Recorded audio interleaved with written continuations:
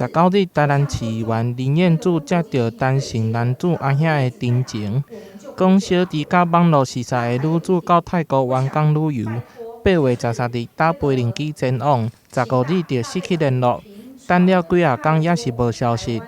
议员知影了后，马上通知警方。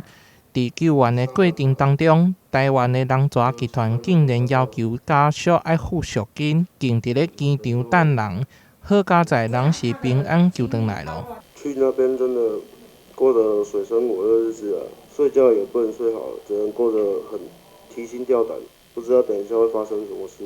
像这款的案件足侪，议员呼吁中央政府甲警方要积极调查，展开国际救援，较紧把台湾民众救回来。拿出魄力，然后可以解决真的我们台湾的这些受骗的人。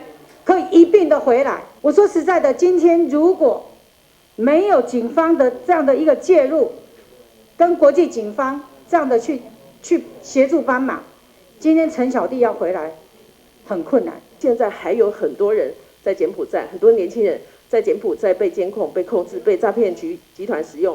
这个部分，我们也请我们国家，是不是我们的政府可以出面救救这些年轻人，救救这些孩子？目前，台南市警察局收到互诈骗到国外的案件总共有53件，其中有转来的只有12件，并且还佫有足侪家属还未发现，受害者嘛无法度向外口求援。对此，警察局刑警大队队长林鸿生表示，目前已经有系统会当掌握。所有的出国的有被害之余的，我们都有通报系统，通报外交部、警政署刑事警察局的国际科。